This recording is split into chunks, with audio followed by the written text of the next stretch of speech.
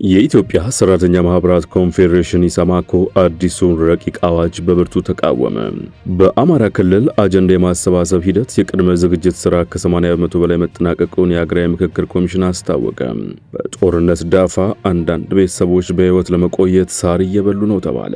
አክብሮታዊ ሰላምታችን በያላችሁበት ድረስ የተወደዳችሁ ሸገር ታይምስ ቤተሰቦች እንዴት ናችሁ? የሰዓቱ ዜናችን እንሆ ተጀመረ።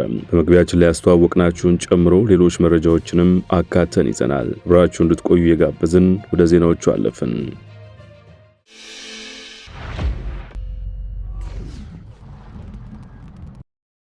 ወደ ቀዳሚ ጉዳይ አመራን። በአማራ ክልል አጀንዳ የማሰባሰብ ሂደት የቅድመ ዝግጅት ስራ ከ80 በመቶ በላይ መጠናቀቁን የሀገራዊ ምክክር ኮሚሽን አስታወቀ። 6000 ተሳታፊዎች የሚጠበቁበት የክልሉ አጀንዳ ማሰባሰብ በቅርቡ ባህር ዳር ከተማ እንደሚካሄድ የኮሚሽኑ ኮሚሽነር ዮናስ አዳይ ለፋና ገልጿል። የክልሉ ህዝብ ለሀገራዊ ምክክሩ ዝግጅት አድርጎ የተጠባበቀ መሆኑንም ተገንዝበናል ሲሉ ተደምጠዋል። በክልሉ የሚንቀሳቀሱ ታጣቂዎች ሰላም ጥሪውን ተቀብለው በምክክሩ እንዲሳተፉ ጠይቀዋል። ኮሚሽኑ በጎንደር ባህር ዳር፣ ደሴና ደብረ ብርሃን ክላስተሮች በዞንና በወረዳ ደረጃ ተሳታፊ ለየታ ማከናወኑን ዘገባው አስታውሷል። ምንም እንኳን ኮሚሽኑ ይህን ቢልም ከአማራ ክልል መዲና አብንን ወክለው ፓርላማ የገቡት ደሳለኝ ጫኔ ግን በመንግስት ጦረኛና ግጭት ጠማቂ ፖሊሲ ምክንያት ፖለቲካዊ መፍትሄዎች እንደራቁ ተናግረዋል። ፖለቲካዊ እንጂ የጠመንጃ አፈሙዝ ሊሆን አይገባም።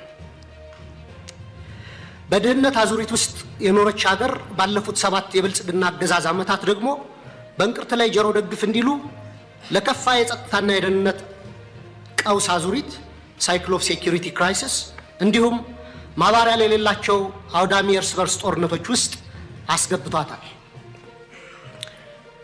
ኢህአዴግ አምባገነናዊ ልማታዊ አገዛዝ ነበር። ወደ ብልጽግና ያደረገው መለወጥ ወይም ሜታሞርፎሲስ ደግሞ የሙሉ ጊዜ ጦረኛና እልቂት ጠማቂ አገዛዝ እንዲሆን አድርጎታል። በመደማመጥና ሰጥቶ መቀበል መርህ ላይ ተመስርተን አገራዊ ልዩነቶችን በማጥበብ ሁሉን አካታች ወደሆነ ማህበረሰባዊ መግባባትና ፖለቲካዊ ስምምነት ወይም ፖለቲካል ሴትልመንት ከማምራት ይልቅ ብልጽግና ፓርቲ በሚከተለው ጠቅላይ አገዛዝ ወይም ቶታሊታሪያን ሊደርሺፕ ምክንያት ሰላም ከራቀን ከራረም። ጠቅላይ ሚኒስትር አብይ አህመድ ግን መንግስታቸው ታጣቂዎችን ያለ ተጠያቂነት ጭምር ወደ ሀገር ቤት የሚያስገባው ለሰላም ካለው ፍላጎት በመነጨ ነው ሲሉ ይሞግታሉ። በሀገር ውስጥ ቤኒሻንጉል ያሉ ታጣቂዎች በሰላም ተደራድረን አላስገባንም። ይሄ አይታወቅም፣ ለምክር ቤት አያውቀውም። ኦሮሚያ ውስጥ በጣም በርካታ ሴክቶች እንደገቡ አይታወቅም። በአማራ ክልል ባለፉት 2-3 ቀናት ብቻ ከ70 በላይ ሰዎች በሰላማዊ መንገድ ገብተዋል። 2-3 ቀን ብቻ።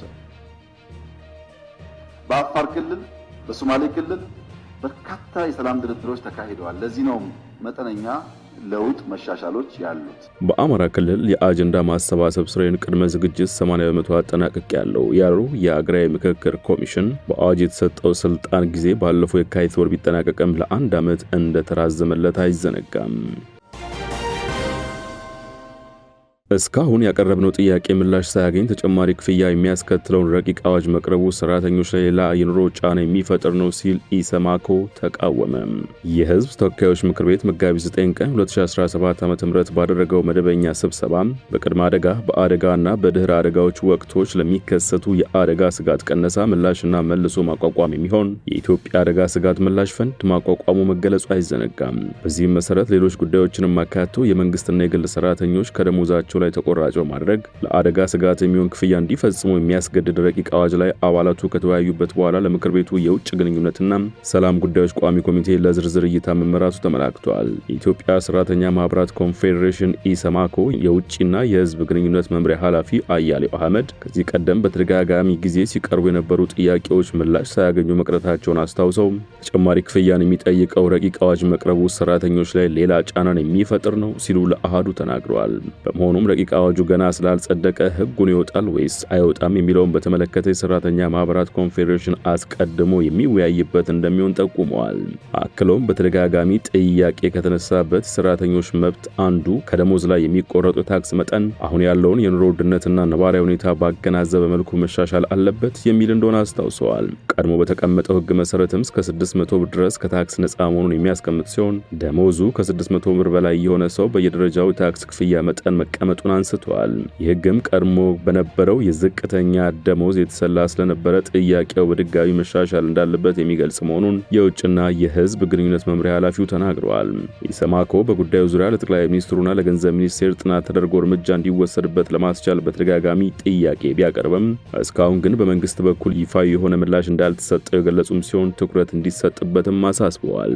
ኢሰማኮ ተቃውሞ ያሰማበት አዋጅ የኢትዮጵያ አደጋ ስጋት ስራ አመራር አዋጅ የሚል ስያሜ ያለው ሲሆን ለፈንዱ የሚሆን ገንዘብ የሚሰበሰብባቸው ምንጮች የትኞቹ እንደሆኑም በዝርዝር አስቀምጧል። የፌዴራል መንግስት የአዲስ አበባና ከድሬዳዋ ከተማ አስተዳደሮች ከጠቅላላ ዓመታዊ በጀታቸው ውስጥ የተወሰነ ድርሻ ለፈንዱ እንደሚያዋጡ በአዋጁ ረቂቅ ላይ ተደንግጓል። የፈንዱ ሌላኛው የገቢ ምንጭ የሚሆነው ከለጋሽ አካላት፣ በጎ አድራጎት ድርጅቶች እና ግለሰቦች የሚሰበሰብ ገንዘብ ነው።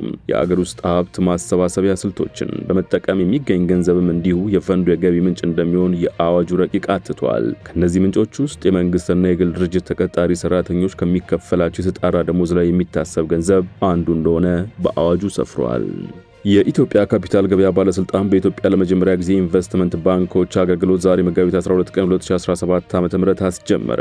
በዚህም የኢትዮጵያ ንግድ ባንክና ወጋገን ባንክ በኢትዮጵያ የመጀመሪያውን የኢንቨስትመንት ባንክ ፍቃድ ያገኙ ተቋማት ሆነዋል። በተጨማሪም ኢትዮ ፊደሊቲ ሴኩሪቲስ አክሲዮን ማህበር የሰነደ ሙዓለ ንዋይ ሴኩሪቲስ አከናዋኝ እንዲሁም ኤችኤስቲ ኢንቨስትመንት አድቫይዘሪ ሰርቪስስ ኃላፊነት የተወሰነ የግል ማህበርና ኢኩዥን ኃላፊነት የተወሰነ የግል ማህበር በሰነደ ሙዓለ ንዋይ ኢንቨስትመንት አማካሪነት ፍቃድ ተሰጥቷቸዋል።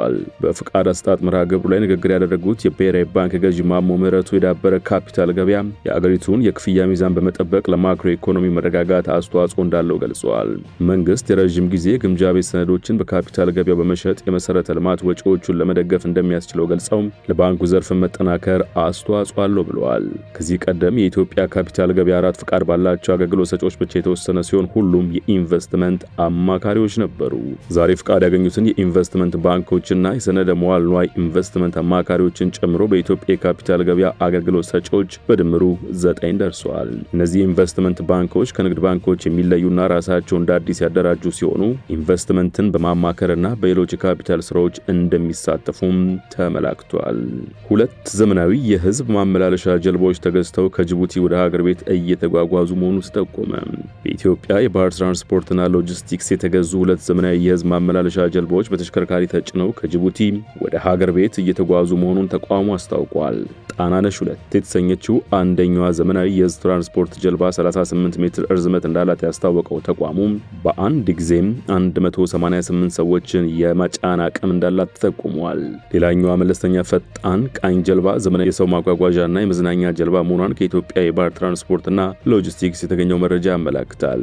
ጀልባዎቹ በጣና ሐይቅ ለአጫጭርና መደበኛ የትራንስፖርት አገልግሎት እንዲውሉ የተገዙት መሆናቸውም በመረጃው ተጠቁሟል። ወደ ውጭ ዘገባዎች አለፍን። ሶማሊያ ከ80 በላይ የአልሻባብ አሸባሪዎችን መግደሏን አስታወቀች። የሶማሊያ ብሔራዊ መረጃና ደህንነት ኤጀንሲ ከአየር ኃይሉ ጋር በመቀናጀት በፈጸመው ጥቃት አሸባሪ ቡድኑ በሳቢድና ካኖሌ አካባቢው ጸጥታ ለማደፍረስ እየተንቀሳቀሰ እንደሆነ ጥቆማ ከደረሰ በኋላ እርምጃውን ወስዷል።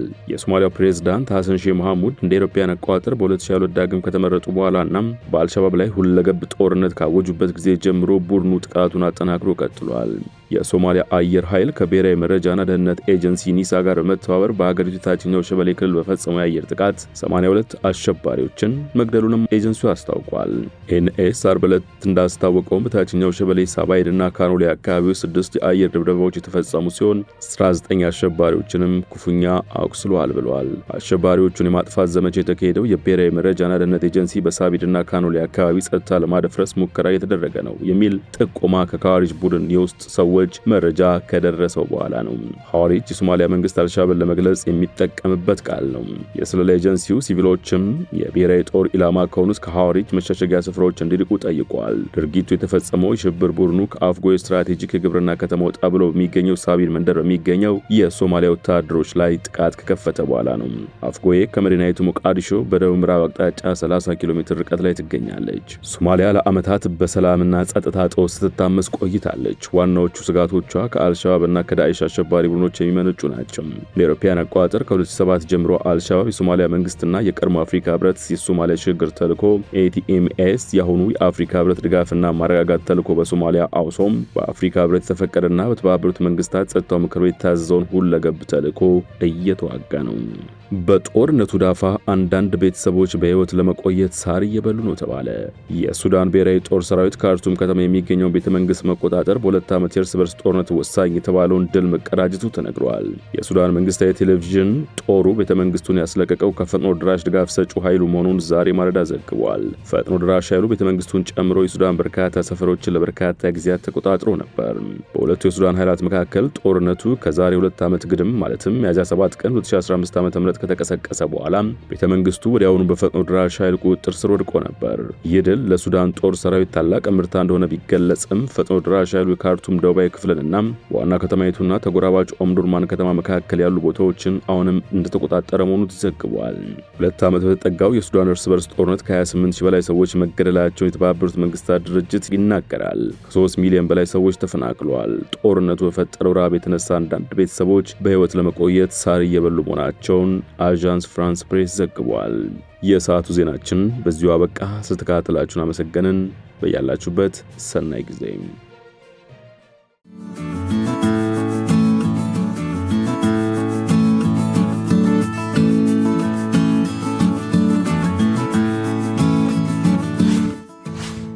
ሸገር ታይምስ ሚዲያን ሰብስክራይብ በማድረግና ደወሉን በመጫን ይከተሉን።